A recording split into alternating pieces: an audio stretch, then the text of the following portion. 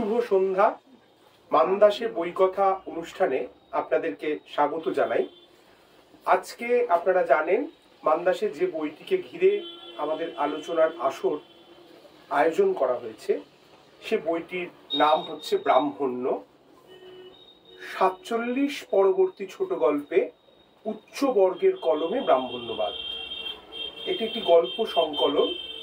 47 পরবর্তীকালে লেখা ছোট গল্পে থেকে বেছে নেওয়া একটি সংকলন।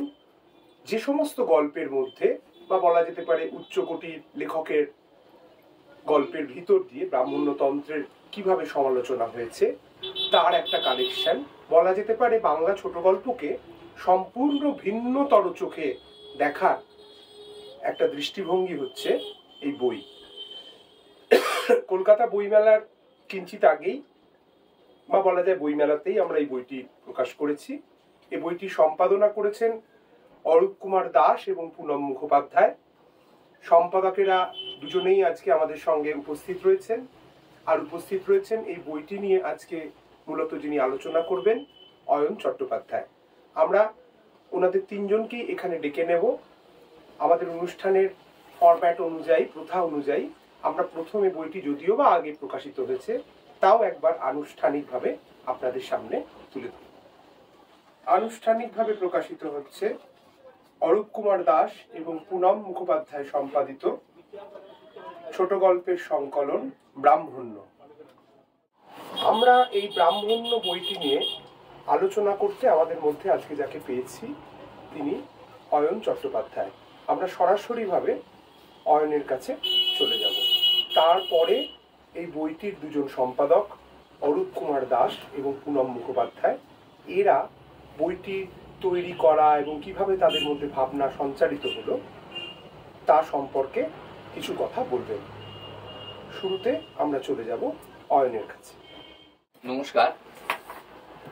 এই বৃষ্টি বিঘ্নিত দিনে মানদাসকে বিভিন্ন কারণে আমরা স্মরণ করতেই পারি। তো মানদাসের পক্ষ থেকে আজকে আমাকে এই বইটির আলোচনায় ডাকার জন্য আমি ধন্যবাদ জানাচ্ছি। আমি সরাসরি বিষয়ে চলে যাচ্ছি। আপনারা ইতিমধ্যেই জেনে গেছেন ব্রাহ্মণ্য এই যে বইটি, এই বইটি 47 পরবর্তী ছোট গল্পে উচ্চ বর্গের কলমে ব্রাহ্মণ্যবাদ। বইটি সম্পাদনা করেছেন অরূপ কুমার দাস এবং পুনম মুখোপাধ্যায়। এই বইটি নিয়ে আলোচনা করতে গেলে আমি প্রথমেই বলবো যে আমি আলোচনাটাকে মূলত দুভাগে ভাগ করে নিচ্ছি।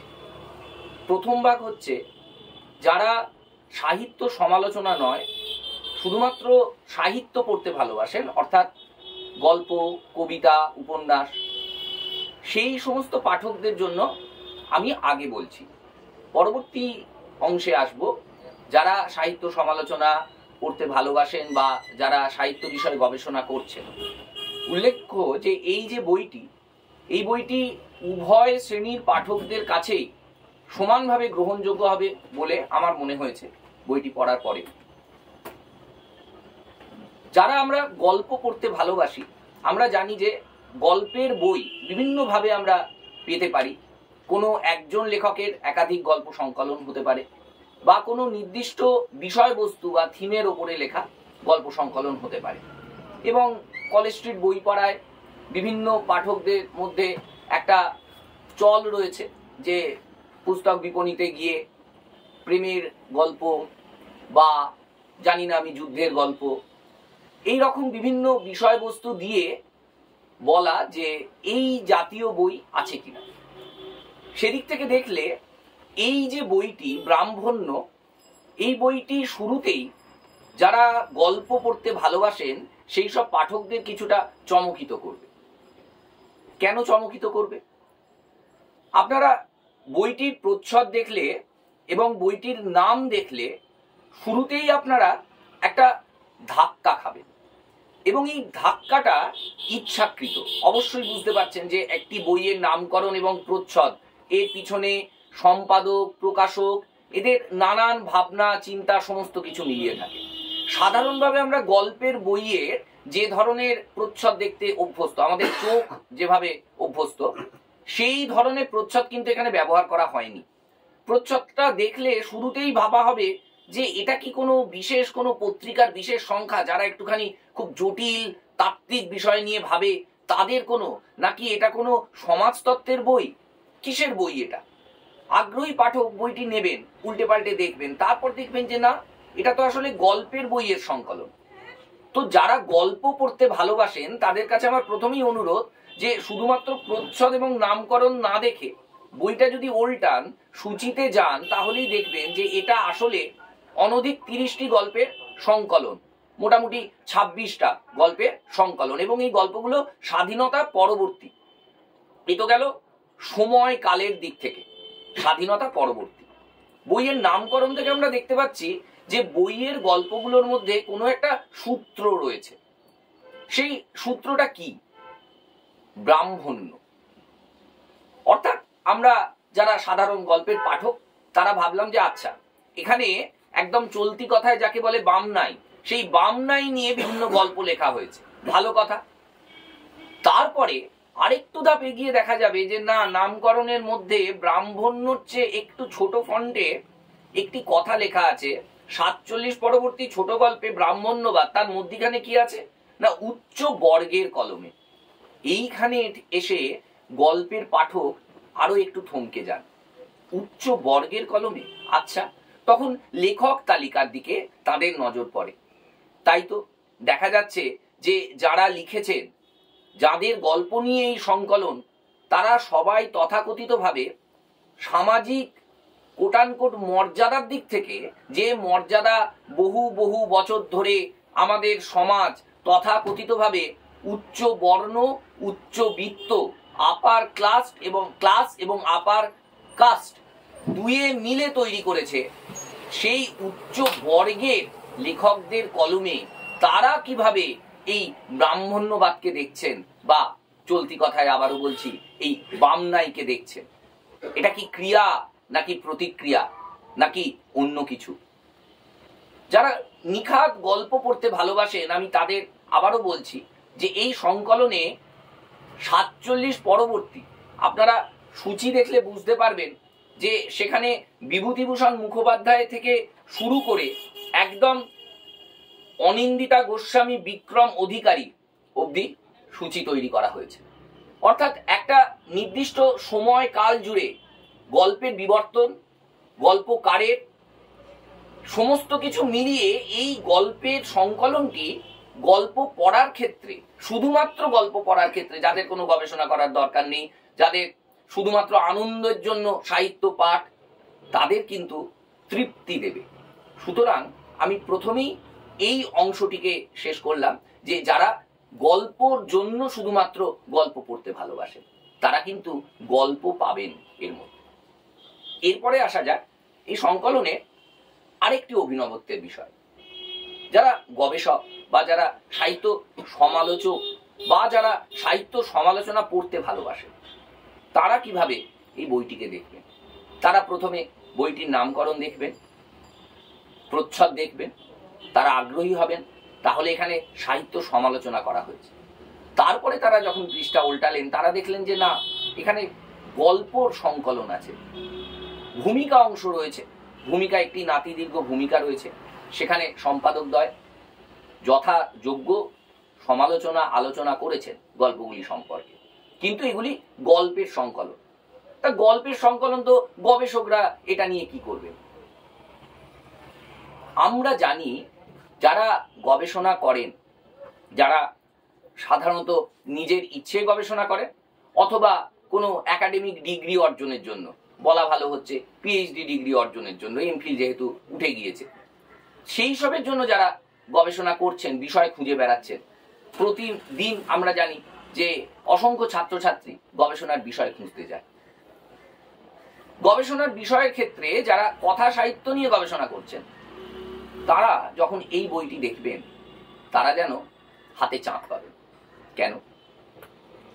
একদম যেন তৈরি করে দেওয়া হয়েছে। কি কি প্রাইমারি টেক্সট হতে পারে কথা সাহিত্যের কোনো একটি বিশেষ অংশ নিয়ে গবেষণার জন্য, সেটা যেন এই বইতে তৈরি করে দেওয়া হয়েছে। এই বইটি নিয়ে গল্পের সংকলনের গল্পগুলিতে চোখ বোলালেই তারা বুঝতে পারবেন যে এই বইয়ের গল্পগুলি দিয়ে আসলে একটি না, একাধিক গবেষণা হতে পারে। আবারও বলছি, একাধিক গবেষণা হতে পারে। একাধিক গবেষণা কিভাবে হতে পারে সেটা গল্পগুলি পড়লে সহজেই পাঠক বুঝতে পারবে, যারা গবেষক।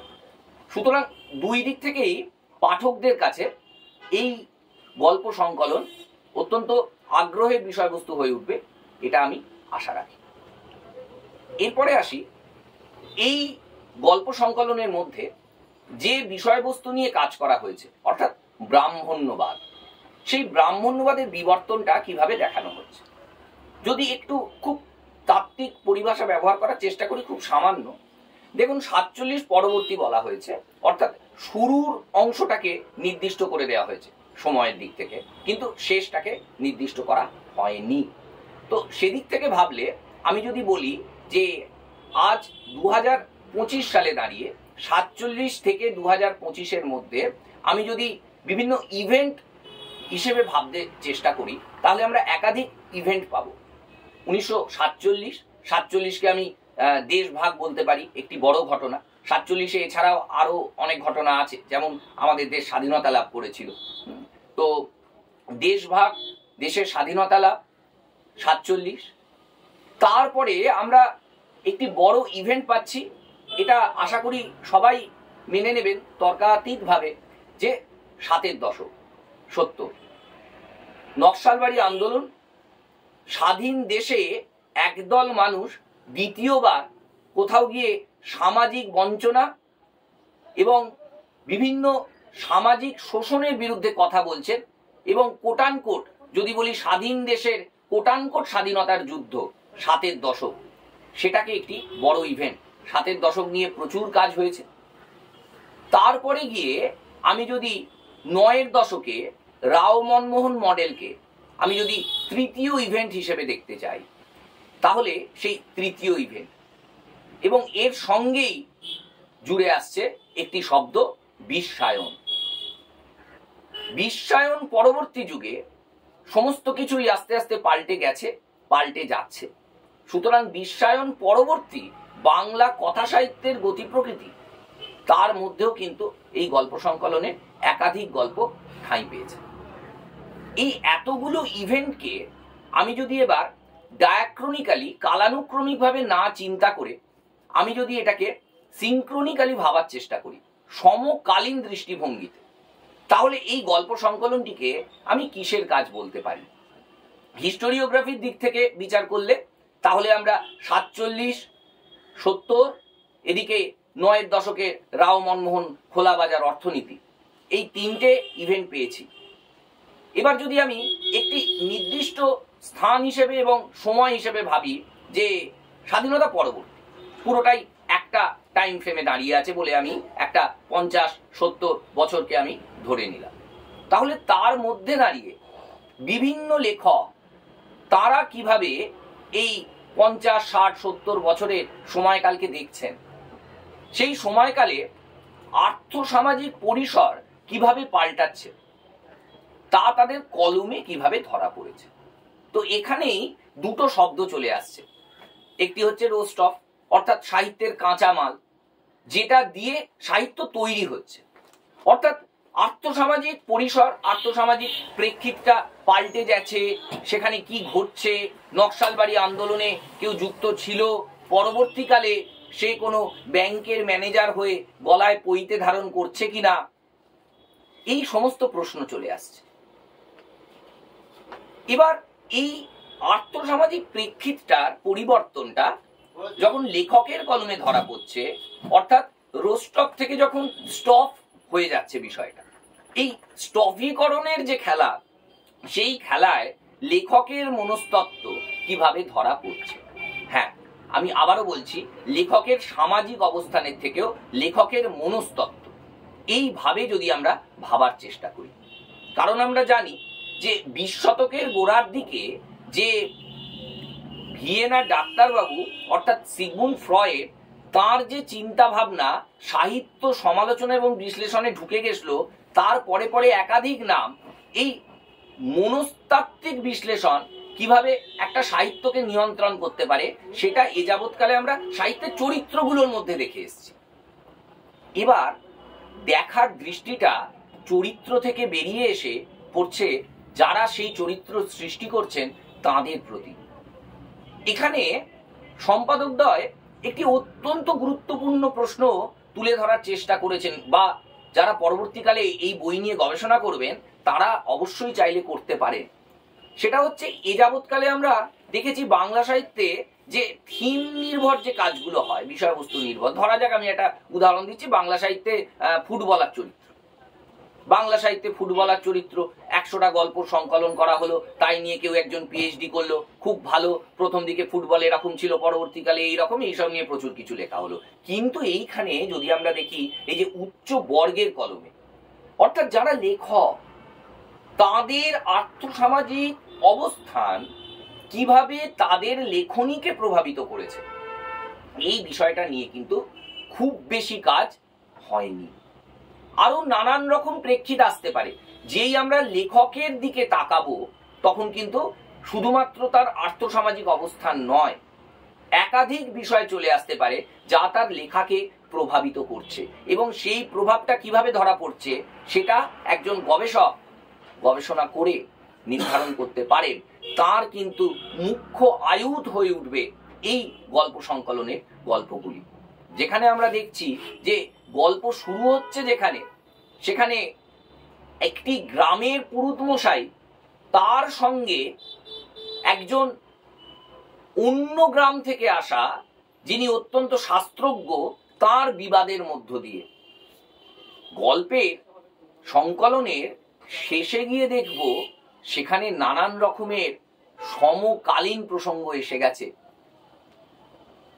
আজকাল বিভিন্ন ক্ষেত্রে আমরা দেখেছি যে আর্থসামাজিক পরিসরে দাঁড়িয়ে যখন একজন সদ্য যুবক বা যুবতী যে পড়াশুনোর বিষয়বস্তুটাকে শেষ করে চাকরির ক্ষেত্রে প্রবেশ করতে চাইছে, তাকে নানান রকম সমস্যার সম্মুখীন হতে হচ্ছে।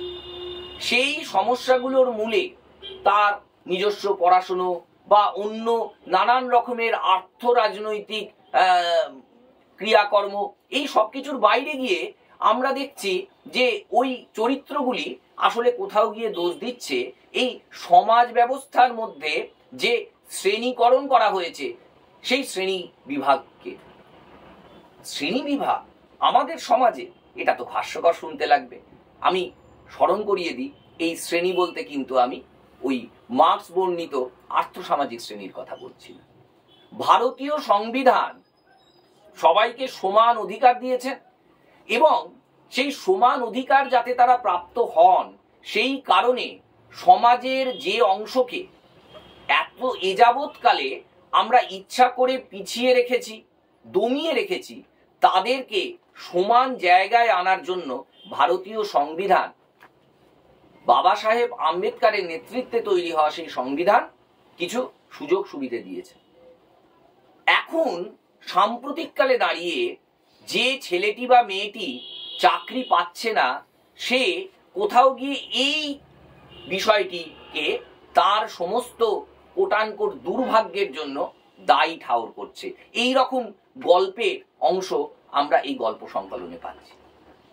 আবারও বলছি, এগুলো কিন্তু চরিত্রের ভাবনা চিন্তা। সম্পাদকদ্বয় প্রশ্ন তুলেছেন, এই চরিত্রের ভাবনা চিন্তার মূলে কে আছেন? লেখক নয় তো? তো সেদিক থেকে দেখলে আমরা দেখছি যে একটা সময় অবধি এই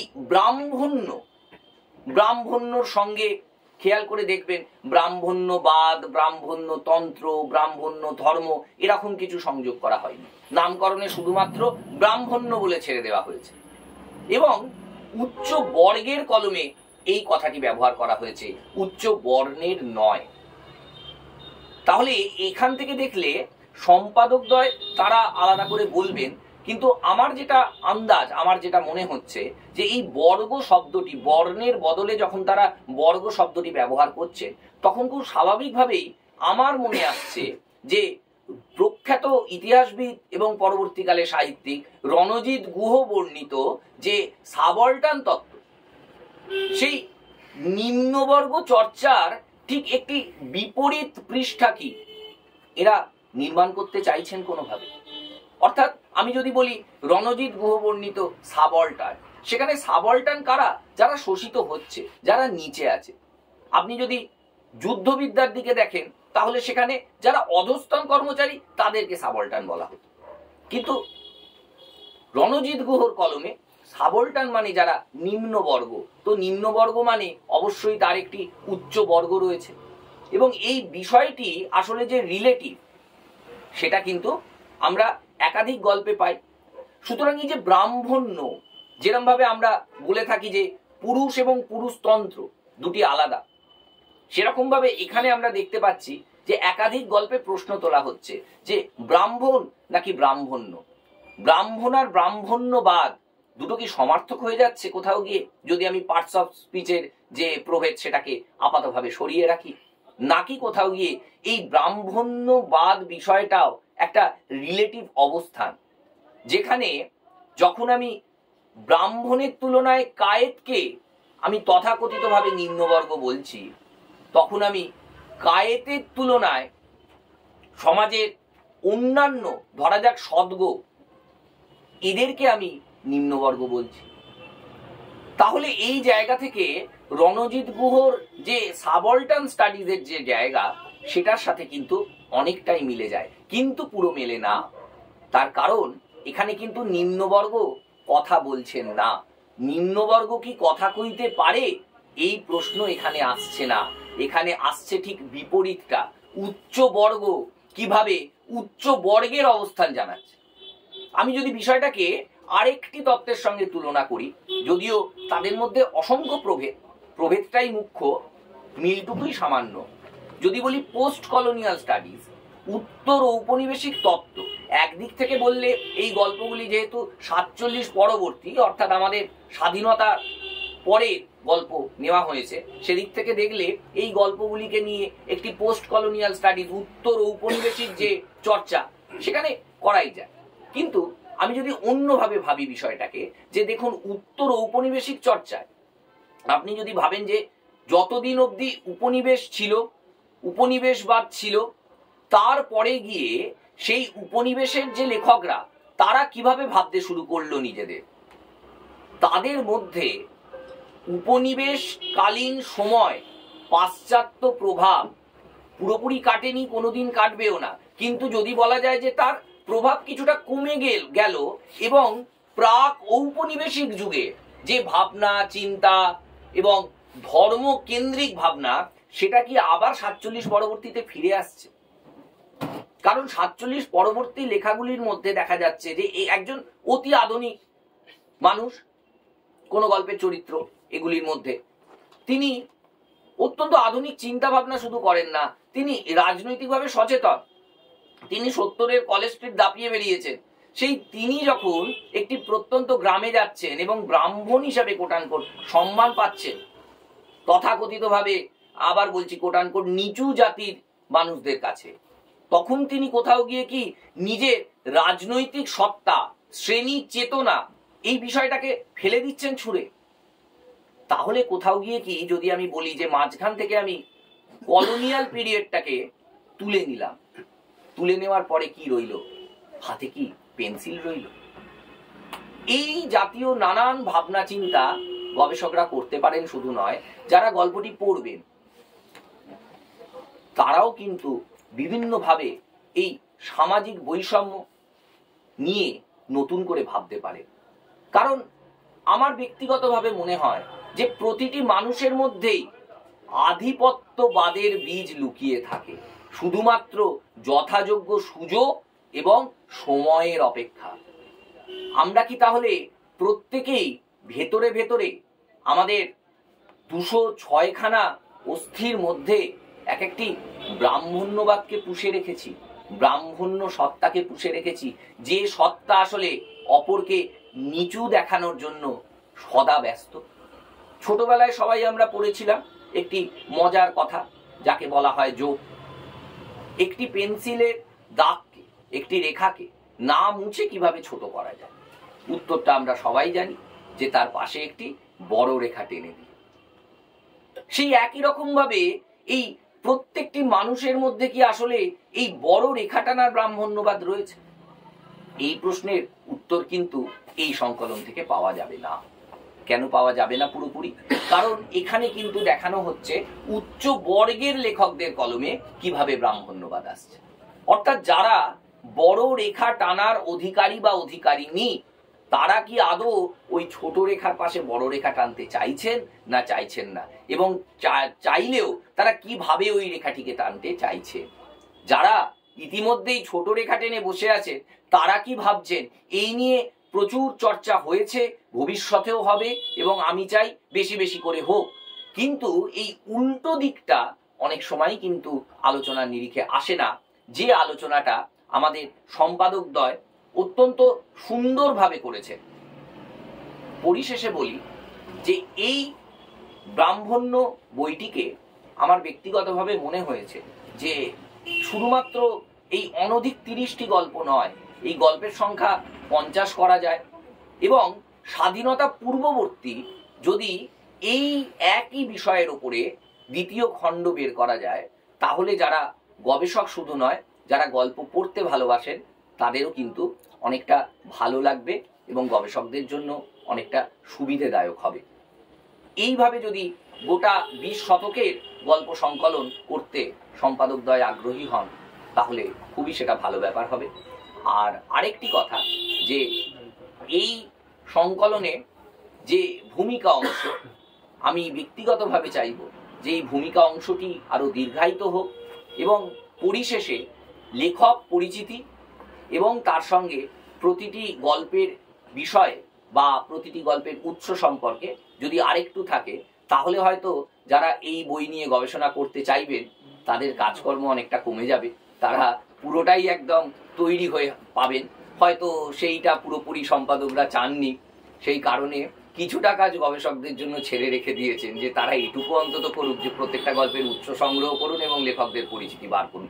খেয়াল করবেন এখানে উচ্চ বর্গের কলমে বলা হলেও এখানে কিন্তু শুধু ব্রাহ্মণদের লেখা গল্প নিয়ে বলা হচ্ছে না। হ্যাঁ, বামুন কায়েদ বদ্যি তথাকথিত ভাবে যারা ওই সামাজিক পদমর্যাদায় তথাকথিত ভাবে কোটানকোট উচ্চ বর্ণ, তাদের কথাই, তাদের লেখা, তাদের লেখনীতে কিভাবে উঠে আসছে তাদের চরিত্রগুলো এবং তারা কিভাবে আচরণ করছেন, সেটাই হচ্ছে এখানে মুখ্য ব্যাপার। এবার এই যে চরিত্রটা আলোচনা করছি, এই যে চরিত্র, লেখক আর চরিত্র, লেখক, লেখা, পাঠক, তিনজনকে নিয়েই যদি আমাদের এই আলোচনা হয়, তাহলে লেখক এবং তার লেখা দুজনকে আলাদা করা কি একেবারেই অসম্ভব? এটা কি কোনোভাবে গিয়ে অচিন্তনীয় এই ভেদাভেদ? আমি জানি না, পাঠক বিচার করবেন। তবে পরিশেষে বলতে পারি যে এই গল্প সংকলনটি অত্যন্ত পাঠযোগ্য। যা ভাবনা চিন্তা সমস্তটাই মধ্যেই একটি অভিনবত্ব আছে, এবং গল্পগুলো বাছাইয়ের ক্ষেত্রেও হতাশ হবেন না। যারা খুবই গল্প পড়তে ভালোবাসেন, এটুকু বলতে পারি যে আপনাদের পড়া প্রচুর গল্প এই সংকলনে আছে। ও আচ্ছা, এই 26টা গল্পের মধ্যে তো 20টাই আমার পড়া আছে, এই রকম হওয়ার সম্ভাবনা কিন্তু খুবই খুবই কম। এই জন্য আমি সম্পাদক দুজনকেই ধন্যবাদ দেব। বিশেষ করে অধ্যাপক অরূপ কুমার দাসকে আমি ধন্যবাদ দেবো। আমি ব্যক্তিগতভাবে জানি যে ওনার সংগ্রহশালাটি একটি অভিনব শুধু নয়, সুবিশাল, এবং অনেকেই আজকাল দেখা যায় যে বিভিন্ন সামাজিক মাধ্যমে নিজের বাড়ির লাইব্রেরির ছবি দেন বইপত্রে, কিন্তু স্যারকে আমি যতটা চিনি তিনি কোনোদিনই তা করবেন না। ফলত তার যে ভান্ডার, সেই কুবেরের ভান্ডার থেকে তিনি যদি আরো কিছু মণিমাণিক্য বার করে পাঠকদের জন্য সাজিয়ে দেন, তাহলে আমার মনে হয় যে আগ্রহী পাঠকের ভালো লাগবে। আপাতত এইটুকুনি। সবাইকে অসংখ্য ধন্যবাদ। নমস্কার। নমস্কার। প্রথমেই আমি আজকে এই সম্পাদিত যে বইটি পুনম মুখোপাধ্যায় এবং আমার দ্বারা সম্পাদিত ব্রাহ্মণ্য, এই বইটি নিয়ে আলোচনা করলেন অয়ন চট্টোপাধ্যায়।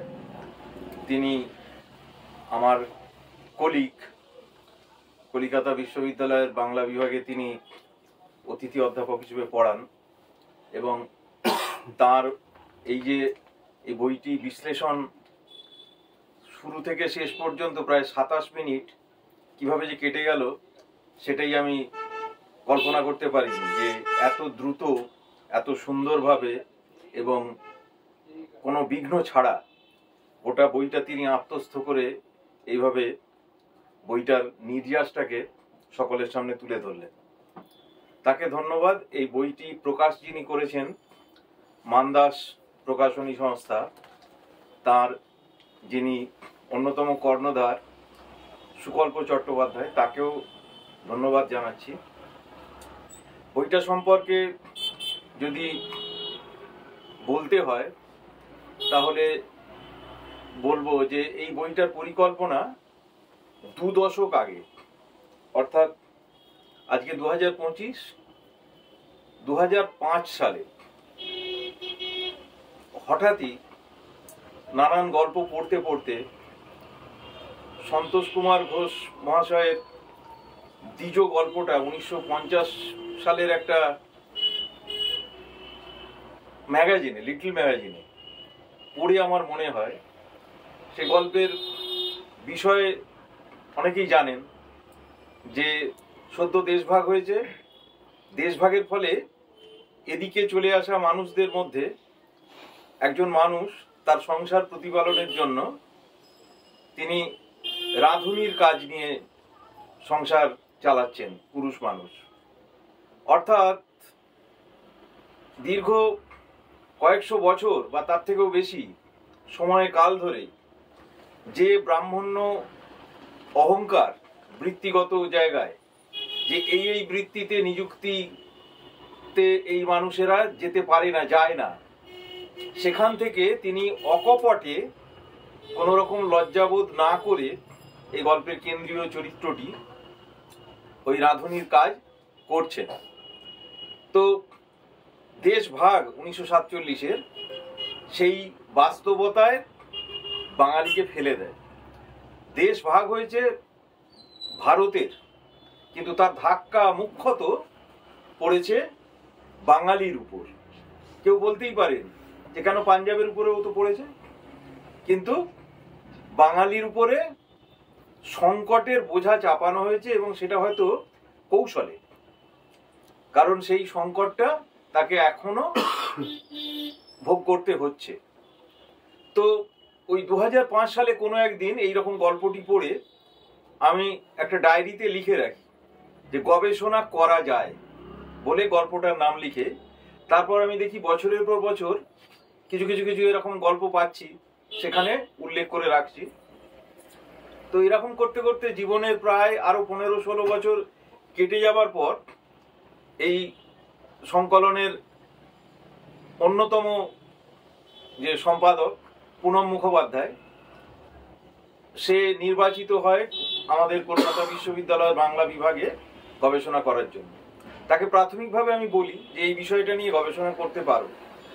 তারপর সে এগোয়, অনেক পড়াশোনার ভিতর দিয়ে বেশ কিছু গল্প খুঁজে পায়ও। তারপর অন্য নানান কারণে এই বিষয়টা অগ্রাধিকারে আর থাকেনি। সে যে বিষয়টা নিয়ে গবেষণা করছে সেটা 71-এর মুক্তিযুদ্ধ এবং বাংলা সাহিত্য, সেটাও কম গুরুত্বপূর্ণ নয়, এবং অত্যন্ত নিষ্ঠা ভরে দক্ষতার সঙ্গে সেই গবেষণা সে করছে। ফলে আমার প্রাথমিকভাবে কিছুটা মন খারাপ হলেও আমি তাকে ওই সময় বলি যে বিষয়টায় লিপ্ত হয়েছো সেটা করো, কিন্তু কখনো সুযোগ পেলে এই বিষয়টাকে অন্তত একটা রূপ দেবার চেষ্টা করো। তো তারপরে তার সঙ্গে সুকল্পবাবুর কথা হয় এবং তিনি গ্রিন সিগন্যাল দেন বিষয়টা নিয়ে এগোতে। তারপর আবার মাঝখানে অনেকদিন একটা গতিহীনতা আসে। তারপর এই 6-7 মাস আগে, বইমেলার আগে, খুব জোর বিষয়টা নিয়ে তাগাদা দেয় এবং পুনম এবং আমি এই বিষয়টা খুব দ্রুততার সঙ্গে তৈরি করেছি। কিছু ত্রুটি হয়তো থেকেই গেছে, যেটা এই অয়ন সবই আলোচনায় বলেছেন যে এখানে ওই পেলাম আর একসাথে করে দিলাম, এই মানসিকতায় গল্পগুলোকে এক জায়গায় আনা হয়নি। এখানে সুস্পষ্টভাবে বলা হয়েছে 47 পরবর্তী ছোট গল্পে উচ্চ বর্গের কলমে ব্রাহ্মণ্যবাদ। 47 ওয়াটার সিল্ড বা জলবিভাজিকা কেন না, ইংরেজের হাত থেকে দেশ যখন স্বাধীন হলো তখন গণতন্ত্র প্রতিষ্ঠিত হলো। এই 47-এর 15ই আগস্টের আগে এই উপমহাদেশে গণতন্ত্র ব্যাপারটা ছিল না। গণতন্ত্র মানে হচ্ছে সবার সমান অধিকার। তাত্ত্বিকভাবে বলা হয় অর্থের ক্ষেত্রেও, তাত্ত্বিকভাবে বলা হয় সামাজিক মর্যাদার ক্ষেত্রে, তাত্ত্বিকভাবে বলা হয় রাজনীতির ক্ষেত্রে। কিন্তু ফলিতভাবে আমরা কি দেখেছি যে ফলিতভাবে শুধু রাজনীতির ক্ষেত্রে, সেটাও কি 5 বছরে 3 বার ভোট দেওয়ার ক্ষেত্রে, তার বেশি নয়। তার মানে গণতন্ত্র মানে 5 বছরে 3 বার ভোট দেওয়া। একবার লোকসভায় দেবে, একবার বিধানসভায় দেবে, আর একবার হয় পঞ্চায়েতে দেবে নয় পৌরসভায় দেবে, ব্যাস। আর্থিকভাবে বৈষম্য সমাজে ক্রমবর্ধমান। সামাজিকভাবে প্রাক 47-এর আগে ইংরেজের 190 বছর শাসন এবং মোগল শাসন, তার আগের শাসনকালে সমাজের ভিতরে যে স্তরণগুলো তৈরি করা হয়েছিল, যে স্তরণ স্ট্র্যাটিফিকেশন আমাদের এই যে ভৌগোলিক অঞ্চল, তাতে আমাদের সমাজে ভাঙন তৈরি করেছে। কিরকম ভাঙন না, যে কোনো মানুষই গবেষণা করতে গিয়ে দেখেন যে আজকের বাঙালি মুসলমান যারা, তাদের 4 প্রজন্ম 5 প্রজন্ম 6 প্রজন্ম আগের পূর্বপুরুষরা কি ছিলেন? হিন্দু দলিত। তাহলে তারা সমাজের ভিতরের যে সংঘাত, তার ফলে অপর পর্যবসিত হয়েছে। তাদের অপর যারা করেছে তারা কিন্তু সেই অপর করার ক্ষত এবং ক্ষতি সেটাকে স্বীকার করেন না। এই অস্বীকার করার ভিতর দিয়ে আরো ক্ষত এবং ক্ষতি তারা ডেকে আনে। এইটা যে ঘটে, এটা সাধারণ মানুষকে সেভাবে বুঝতে দেওয়া হয় না। কিন্তু যাদের জন্য এই ব্যাপারটা ঘটছে, তারা আসলে ধারণ করে রয়েছেন একটা প্রায় প্রস্তর যুগীয় বা তার পরবর্তীকালে সামন্ত যুগীয় গোঁড়ামি। সেই গোঁড়ামির মধ্যে প্রতিফলিত হয়ে যে গল্প স্রষ্টারা সেইটার ভিতরের রূপকে একালে যে 47 পরবর্তী কালে যে এটা আমাদের এই ভারতবর্ষে, আমাদের এই বঙ্গভূখণ্ডে থাকা অনুচিত, এটা তারা তাদের সমাজ পর্যবেক্ষণের ভিতর দিয়ে বুঝিয়ে দিতে পেরেছেন গল্পগুলোতে। গল্পগুলো উত্তীর্ণ গল্প। অর্থাৎ আগে প্রথম ক্রাইটেরিয়া হচ্ছে গল্প হিসেবে গল্পটা ঠিক কিনা, তার বিষয় কেন্দ্রে তো ওটা রয়েছে, সেটা দ্বিতীয়। প্রথমে আমরা দেখেছি যে ওটা গল্প হিসেবে দাঁড়াচ্ছে কিনা। অজস্র গল্প এইভাবে বাদ দিতে হয়েছে যে সেটা গল্প হিসেবে ঠিক দাঁড়াচ্ছে না। তো এখানে তেমন ভাবে গল্পের সিলেকশন হয়েছে। এমন গল্প রয়েছে যে বিখ্যাত লেখক, সেই লেখকের যে গল্প সমগ্র, সেই সমগ্রে সে গল্প নেই। নারায়ণ গঙ্গোপাধ্যায়, তার যে গল্প সমগ্র, তাতে নেই এমন গল্প জাত। এবং বোধ করি এই সংকলনের যদি সেরা গল্প 4টে বাছতে দেওয়া হয়, তার মধ্যে ওই গল্পটি পড়বে। তো সেই জায়গা থেকে প্রথম কথা গল্প পাঠের তৃপ্তি, দ্বিতীয় কথা তার সামাজিক দিক। এবং এই সামাজিক দিক দেখতে গিয়ে উচ্চ বর্গ মানে কিন্তু এমন তো বলা যেত যে ব্রাহ্মণের দৃষ্টিতে ব্রাহ্মণ্যবাদ গল্পে, তা নয়, বলা হচ্ছে উচ্চ বর্গের। কেন? আমরা যারা ইতিহাস চর্চা করি বাঙালির বা ভারতীয় জীবনের, তারা জানি যে ব্রাহ্মণ এই যে শব্দ, এ ধারণা কোথা থেকে এসেছে? পুরাণ, বেদ ইত্যাদি পিছন দিকের প্রাপ্ত তথ্যগুলো দিয়ে দেখলে দেখা যাবে যে রাজাদের যুদ্ধক্ষেত্রে বা রাজারা যুদ্ধে গেলে জিতবে এরকম ভেলকি যারা দেখাতো, তারাই ব্রাহ্মণ। প্রথম তপস্যার দ্বারা তারা নাকি এই ভবিষ্যৎবাণী, এই অনিবার্য জয়ের কথা বলতে পারত। ক্রমে ক্রমে ক্রমে সেটা তার বৃত্তিতে পর্যবসিত হয়েছে। আবার এই যে লক্ষণ সেন বল্লাল সেন, লক্ষণ সেনের পূর্বপুরুষ, তিনি যে কনৌজ থেকে ব্রাহ্মণদের আনিয়েছিলেন, তাদের যে ইতিহাস, ভারত কোষ নামে বঙ্গীয় সাহিত্য পরিষদের যে 5 খণ্ডের কোষ গ্রন্থ আছে, তাতে সুখময় মুখোপাধ্যায়ের লেখায় রয়েছে যে কনৌজ থেকে যে ব্রাহ্মণেরা এসেছিল, সেই ব্রাহ্মণদের মাথায় ছাতা ধরে এবং তাদের জুতো মাথায় নিয়ে, অর্থাৎ খড়ম মাথায় নিয়ে যারা এসেছিল তারা কায়স্থ। সেই কারণে আজ থেকে 50-60 বছর আগে পর্যন্ত কায়স্থ, বৈদ্য এরাও ছিল শূদ্র ব্রাহ্মণ্যবাদের চোখে। আজকে তারা ইনকর্পোরেটেড হয়েছে, অর্থাৎ যেমন ভাবে এই হিন্দু যে সমাজ, সে তার আদি দেবী, আমরা এখন হয়তো তার পূজা দেখতে পাই না, কিন্তু সে ক্রমশ শীতলাকে ইনকর্পোরেট করেছে হিন্দু দেবী হিসেবে, মনসাকে ইনকর্পোরেট করেছে, তেমন ভাবে ইনকর্পোরেট করে নিয়েছে কায়স্থকে, বৈদ্যকে।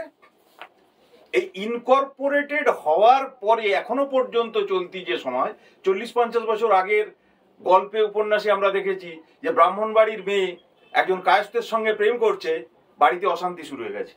আজকে সেটা নেই। আজকে যে সমস্ত .com-এ হচ্ছে যে শাদী বিয়ের সম্বন্ধ করা হচ্ছে, সেখানে ওগুলো ম্যাচিং। তো সমাজ এই যে নিজস্ব একটা মন্থর গতিতে বিবর্তনের ভিতর দিয়ে আছে, সেই বিবর্তনের ভিতরে সমাজের যে চলিষ্ণুতা, সেই চলিষ্ণুতার ভেতরের স্বরূপটা যে বাঙালি এক হও বা বাঙালির দুর্গা পূজা, এই জুলাই মাস এলো, টিভির এক কোণে আর 69 দিন, আর 68 দিন কাউন্টডাউন শুরু হবে। এটা যেমন বলা হবে, তার সমান্তরালে কোথাও একটা বিভেদ, বিচ্ছিন্নতা এই যে বজায় রাখা হচ্ছে প্রায় 1000 বছর বা তার বেশি কাল ধরে, সেইটা কোথাও এই যে সমাজ, অর্থাৎ এই যে আমাদের ভূখণ্ড, সেই ভূখণ্ডের মানুষকে যে গতিতে যাওয়ার কথা তার, সেটা যেতে দিচ্ছে না। এবং এই সমাজের ভিতরে বাস করা, এই সমাজে বেড়ে ওঠা গল্পকাররা তার স্বরূপটা গল্পে ধারণ করেছেন। সেই গল্পই আমরা পাঠকের সামনে আনবার জন্য চেষ্টা করেছি, যে গল্পগুলো পাঠককে গল্প পাঠের তৃপ্তিটা আগে দেবে, তারপরে তাকে ভাবাবে, অর্থাৎ একটা মরাল, যে আমি যে এইভাবে চলি, সেটা চলার ভিতরে বৈজ্ঞানিক বিশ্বাস আছে না নেই, আমার এইটা ত্যাগ করা উচিত না নয়, আমার এই নতুনভাবে জীবনকে দেখা উচিত না নয়, এইভাবে তাকে ভাবাতে বাধ্য করবে। এবং 20 বছরের যে নিষ্ঠা আমার দিক দিয়ে, পুনমের দিক দিয়ে অন্তত 6 বছরের যে নিষ্ঠা, 5 বছরের যে নিষ্ঠা, দুটো একাকার হয়ে এই বইটার রূপ পেয়েছে এবং এই প্রকাশনা সংস্থা সেটাকে প্রকাশ করেছে। আশা করি পাঠকরা এই বই হাতে নিলে এবং তারপরে এই বইয়ের ভিতরে ঢুকলে তাদের একটা ভালো জার্নি হবে। ধন্যবাদ। নমস্কার। আজকে আমরা আলোচনা করছিলাম ব্রাহ্মণ্য বইটি নিয়ে। তো এই বইটির সঙ্গে আমিও জড়িত এবং শেষ পর্যন্ত আমার কিছু বলার কথা এসেছে। তো আমার আগে এই বইটির অন্যতম সম্পাদক আমার স্যার অধ্যাপক অরূপ কুমার দাস এবং আলোচক অধ্যাপক অয়ন চট্টোপাধ্যায় তাদের নিজেদের যা কথা সেটা বলেছে। আমি শুধু একটুখানি কথা বলতে চাই যে এই কাজটা আমার স্যারের দীর্ঘদিনের একটি ইচ্ছা অনুযায়ী কাজ, এবং আমি খুব শেষ পর্যন্ত এসে সেখানে অল্প কিছু হয়তো সংযোজন ঘটিয়েছি, কিন্তু স্যার আমাকে সেই সুযোগ দিয়েছেন যে আমি এই বইটির সঙ্গে যুক্ত থাকতে পেরেছি। এবং অবশ্যই মানদাসকে এবং সুকল্পদাকে, কারণ এই রকম একটি ব্যতিক্রমী বিষয় নিয়ে একটি বইয়ের পরিকল্পনা এবং সেটি সুষ্ঠুভাবে তারপর পাঠকদের হাতে তুলে দেওয়ার যে জার্নি, সেটা সুকল্পদা না থাকলে হতো না। এখানে আমার ভাই কনক উপস্থিত আছে, ও এই বইটি তৈরির ব্যাপারে ভীষণ সাহায্য করেছে, তো ওকেও একটা ধন্যবাদ এই সুযোগ আমি জানিয়ে দিচ্ছি। আমি একটা কথা বলতে চাই, অয়নদা একটি কথা বলেছেন যে খুব দরকারি একটা লাইনের কথা বলেছেন, যে আমরা বিশ্বাস করি যে আমাদের মধ্যে হয়তো একটা লাইন আছে, সেটা ততক্ষণ পর্যন্ত আমরা বুঝতে পারি না যার পাশে সময় আরেকটা লাইন না তোলা হয়। এই বইটি যখন আমরা কাজ করছি এর শেষে একটি গল্প আছে, বিক্রম অধিকারীর একটি গল্প। তো সেখানে দেখানো হয়েছে যে একটি উচ্চ বর্ণের ছেলে, সে শেষ পর্যন্ত যখন চাকরি পাচ্ছে না, তার কোথাও মনে হচ্ছে না যে রাষ্ট্র সেটার জন্য দায়ী, সমাজ ব্যবস্থা সেটার জন্য অন্য কোনো কারণে দায়ী। তার বারবার এটা মনে হচ্ছে যে যে কাস্ট সিস্টেম বা যার জন্য সংবিধান সংরক্ষণ পদ্ধতি চালু করেছে, কোথাও না কোথাও সেই সংরক্ষণ পদ্ধতি তার সফলতার পথে একটা বাধা তৈরি করছে। আমাদের প্রশ্ন আসলে এই বইটি করার ক্ষেত্রে এই জায়গাতেই ছিল যে তাহলে আমরা এটা খুব বিশ্বাস করি যখন যে আলটিমেটলি বাঙালি আমরা, আমাদের সমাজে বর্ণবাদ সেইভাবে কোথাও নেই, তাহলে প্রতিদিন যে আমরা রবিবার দিনের যে পেপারগুলো, সেই পেপারগুলোতে যে পাত্রপাত্রীর বিজ্ঞাপন দেখি, সেখানে কেন এত ডিটেলিংয়ের সঙ্গে বর্ণবাদের কথা থাকে? গল্পগুলো নির্ণয় করার ক্ষেত্রে আমরা মূলত এই উচ্চ বর্ণ কথাটি ব্যবহার করেছি, কারণ এই উচ্চ বর্ণের মধ্যে শুধুমাত্র যে ব্রাহ্মণ্যবাদের সমালোচনা করা হয়েছে তা নয়, যে সমস্ত লেখক তারা তাদের নিজেদের মত প্রকাশ করে বিভিন্ন আচারের সর্বস্বতাকেও এখানে তুলে ধরেছেন। আচারের সর্বস্বতা বলতে আমরা বলতে চাইছি যে কিভাবে নিজেদের যে যখন একজন সে হয়তো তার যে টাইটেল, সেই টাইটেল অনুযায়ী সে যখন নিজেকে নিজে ভাবছে যে উচ্চ বর্ণ বলে, কিন্তু পরবর্তী কারণে সেটা দেশভাব হতে পারে বা পরবর্তী সমাজ ব্যবস্থা হতে পারে, তার জন্য তাকে অন্য ধরনের পেশা নিতে হচ্ছে, তখন প্রথম যে সমালোচনা তাকে শুনতে হচ্ছে সেটা তার সমবর্ণের লোকের কাছেই শুনতে হচ্ছে। তার মানে আমরা আমাদের পরিচিত ধারায় যে দলিত সাহিত্যের কথা বলি, সেখানে যে চিরচারিত যে ধারণা আসে যে না, একটি নির্দিষ্ট বর্ণের মানুষের দ্বারা একটা অর্থনৈতিকভাবে বা সামাজিকভাবে পিছিয়ে পড়া মানুষ সমালোচিত হচ্ছে, আসলে কিন্তু তা নয়। পুরুষতন্ত্রের মতো এই ব্রাহ্মণ্যবাদও এমন একটা ধারণা যে যখন তার নিজের জায়গা একটু নড়বড়ে অবস্থান তার মনে হচ্ছে, তখন সমবর্ণের মানুষকে বা আপেক্ষিকভাবে সামাজিকভাবে এগিয়ে থাকা মানুষকেও তা সমালোচনা করতে সারছে না। তো মূলত এই ভাবনা থেকেই একটা দীর্ঘদিনের ধারায় এই গল্পগুলোকে একত্রিত করার চেষ্টা, এবং সেটা সুন্দরভাবে রূপ পেয়েছে। প্রচ্ছদের ক্ষেত্রেও আমি বলবো যে সেখানেও সুকল্পদার একটা মত ছিল যে আমরা প্রচ্ছদটাকে এইভাবে ভাবতে পারি, এবং সেই জন্য প্রচ্ছদটাও এত সুন্দর হয়েছে। তো অবশ্যই আবার শেষ পর্যন্ত মানদাসকে ধন্যবাদ, আমার স্যার অধ্যাপক অরূপ কুমার দাসকে ধন্যবাদ যে তিনি আমাকে সুযোগ দিয়েছেন এরকম একটি বইয়ের সঙ্গে যুক্ত থাকার জন্য। নমস্কার। আজকের অনুষ্ঠানের মুখ্য বক্তা অয়ন চট্টোপাধ্যায়, তাকে ধন্যবাদ জানাই। এই বইয়ের মুখ্য সম্পাদক অধ্যাপক অরূপ কুমার দাস, তাকে আমাদের পক্ষ থেকে, মানদাসের পক্ষ থেকে অজস্র ধন্যবাদ জানাই। এবং পুনম মুখোপাধ্যায়, এই বইয়ের অন্যতম সম্পাদক, তাকেও আমরা ধন্যবাদ জানাচ্ছি এটি অসাধারণ আলোচনা উপহার দেওয়ার জন্য। এই বইটিকে কেন্দ্র করে যে নির্যাস এই আলোচনায় উঠে আসছে, আপনারা তা নিজেরাই নির্মাণ করে নিতে পারবেন। যদিও আমি একটু প্রকাশন সংস্থার পক্ষ থেকে এইটা জানানো আমার কর্তব্য দুটো বিষয়। একটা হচ্ছে যে এই ধরনের বিষয় সামনে এলে আমরা তাকে সাগ্রহে আমাদের কর্ম, আমাদের যে প্রজেক্ট তার মধ্যে সামিল করি। তার কারণ হচ্ছে যে এই যে আধিপত্যবাদ এবং আধিপত্যবাদ বা ক্ষমতা কেন্দ্রিকতার বিরুদ্ধে যে চর্চা, সেই চর্চাতে মানদাস কিন্তু গোড়া থেকেই সামিল রয়েছে। মানদাসের প্রকাশনা সংস্থার অন্য যে কোনো বই যদি আপনি হাতে তুলে নেন, কোনো কোনো ক্ষেত্রে কোনো রান্নার বইয়ের মধ্যেও আপনি সেই প্রতিস্পর্ধা দেখতে পাবেন। কাজেই এর আগে আমরা কন্নড় দলিত সাহিত্যিকের আত্মকথা ছেপেছি, আমরা থিয়েটারের ক্ষেত্রে থার্ড থিয়েটারের মতন বই ছেপেছি, আমরা প্রজ্ঞা সুন্দরী দেবী, যিনি কিনা ঠাকুর পরিবারের প্রাপ্ত একজন মহিলা, যাকে কেবলমাত্র লোকে রন্ধনপটীয় হিসেবেই চিনল, অথচ তার কণ্ঠস্বরকে নানানভাবে দাবিয়ে দেবার যে প্রচেষ্টা হয়েছিল। আমরা বিভিন্ন ক্ষেত্রে এই ধরনের কাজ করেছি। রিসেন্টলি আমরা বার করেছি অখিল বন্ধু ঘোষের একটি বই, তাকে কেন্দ্র করে আমি কাঁদি সাহারায়। যাই হোক, তো এইভাবে অন্য রকমের কাজ করার একটা প্রবণতা আমাদের মধ্যে রয়েছে, সেটা আমাদের প্রকাশনা সংস্থার রাজনীতির অঙ্গ। কাজেই আমরা কৃতজ্ঞ অরূপবাবুর কাছে এরকম একটা বিষয় আমাদেরকে উপহার দেওয়ার জন্য, যেটা নিয়ে কাজ করতে পেরে সত্যি মানদাস ধন্যবোধ করছে। এবার আমি শেষ করব যে বিষয়টি দিয়ে, সেটি হচ্ছে এই প্রচ্ছদটার কথা দিয়ে।